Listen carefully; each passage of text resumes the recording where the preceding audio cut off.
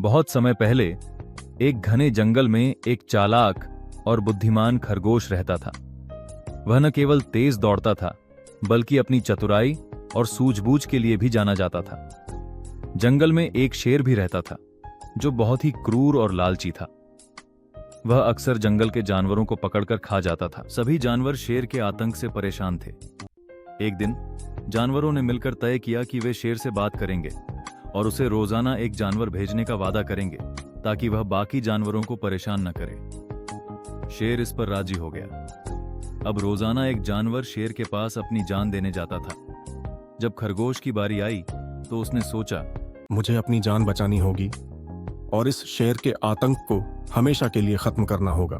खरगोश जानबूझकर शेर के पास जाने में देर कर दी। जब वह पहुंचा तो शेर गुस्से से दहाड़ने लगा। तू इतनी देर में क्यों आया? मैं तुझे खा जाऊंगा। खरगोश ने शांति से कहा, महाराज, मैं समय पर आ रहा था, लेकिन रास्ते में एक और शेर ने मुझे रोक लिया। उसने कहा कि यह जंगल उसका है और मुझे वह खा जाएगा।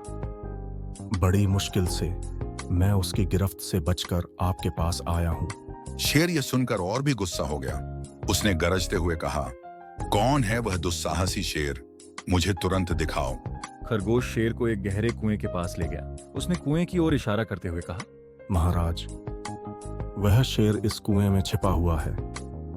जब मैंने आपकी शान में कुछ कहा तो उसने मुझे डांटा और कहा कि वह आपसे ताकतवर है।